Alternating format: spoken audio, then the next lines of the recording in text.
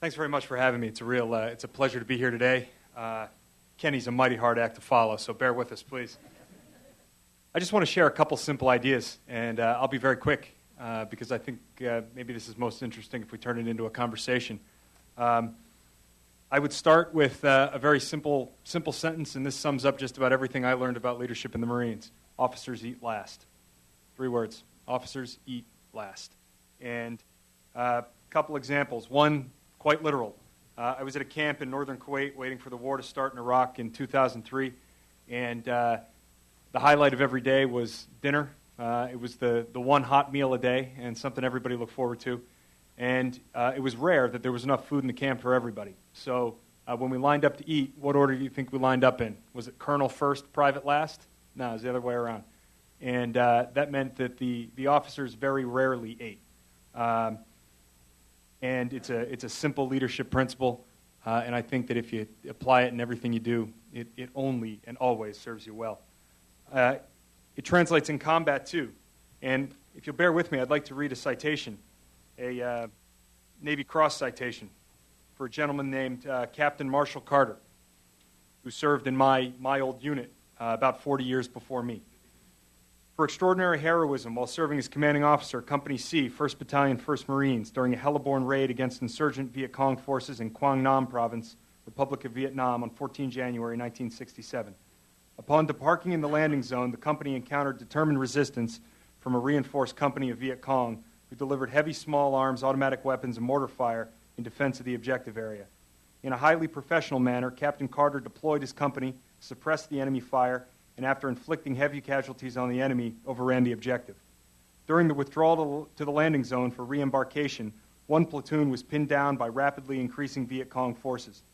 Appreciating the significance of a delay on the success of the operation, Captain Carter moved immediately to the point of the crisis.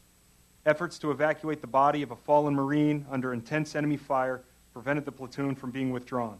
With complete disregard for his personal safety, Captain Carter exposed himself to the heavy volume of enemy fire by crawling forward and bringing the fallen Marine to a point where he could be further evacuated. Captain Carter then covered the withdrawal of the platoon to the re-embarkation site by single-handedly hurling grenades at the Viet Cong in close combat. Upon returning to the landing zone, he supervised the loading of his entire company into helicopters before he himself would leave. Marsh Carter left the Marine Corps as a captain and went on to a business career. He led a big bank in Boston called State Street, and now he's the chairman of the board of the New York Stock Exchange. This is a guy who will say anywhere, anytime, that everything he knows about running a big organization, everything he knows about leadership, he learned as a Marine lieutenant and captain in Vietnam. So he's the one who first turned me on to the idea that officers eat last. A couple other ideas. When I was a new lieutenant, then colonel, now commandant, 4-star, General Conway, said that our responsibilities as junior officers were 3: to be ready always, to win every time, and to return our Marines to society better than they were when we got them. And I learned that the first and the second, the being ready and the winning, are actually pretty easy, because you have this institution behind you. You have the power of the organization. The last bit, the returning your Marines to society better than they were when you got them, is tough. And as I try to put these principles to work now, I run a little company. I've got 45 employees. It's about the size of a rifle platoon. Being ready means there's no excuse for not knowing everything about your business. It doesn't mean you're going to know everything, but there's no excuse for not knowing everything, so you got to keep trying. And I go back to the troop leading steps, right? BAMSIS. Is this something people are taught still? Is this known? The last of them, that S, stands for supervise. And you got to supervise. It's part of being ready. Winning every time, you can't take counsel of your fears. You got to be decisive. And you're going to be forced to make decisions without having all the information. But if you try to wait and amass all the information, that's indecision. And indecision is a decision. As you sit there waiting, options are closing themselves off to you. And so you got to realize that as you wait, you are actually making a decision. And the part about returning your Marines better, applying that in civilian life, I think it means investing in your employees. And it means treating your employees well. Washington, in particular, is a culture that just chews up its young employees and treats them as expendable parts. And if you do that with interns or researchers or junior folks on your team, it comes back to haunt you. It's the wrong thing to do. And I think the military is better than almost any other organization in this country in investing in and recognizing the value of young people and junior people.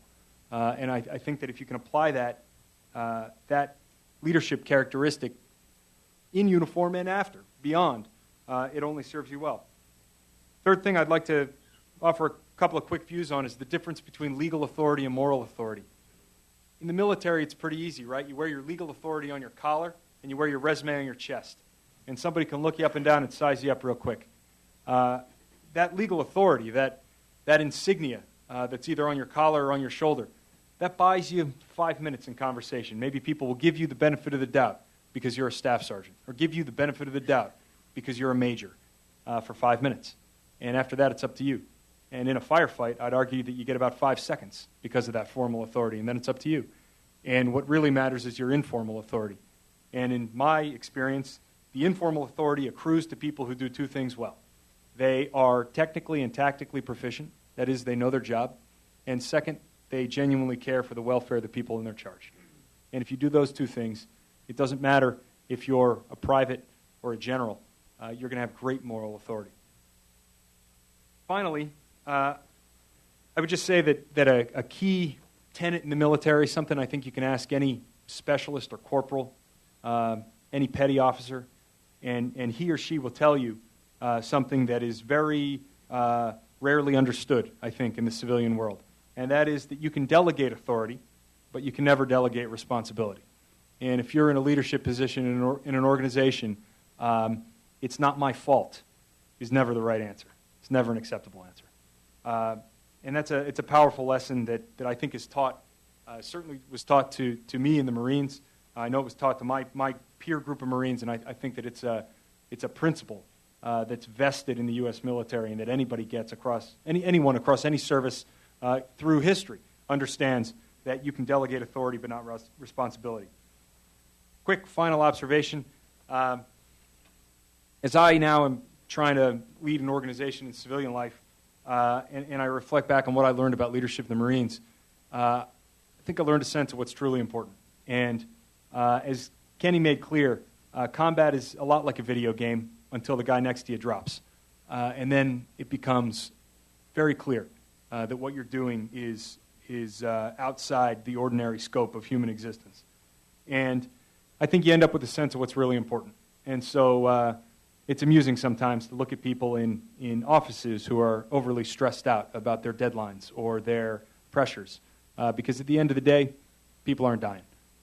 And so I think that sort of centering effect is something that military leadership teaches that translates very well. So circle back and just reiterate my first 3 words and leave them with you, and then I hope we can circle up again during Q&A. But officers eat last. Thanks.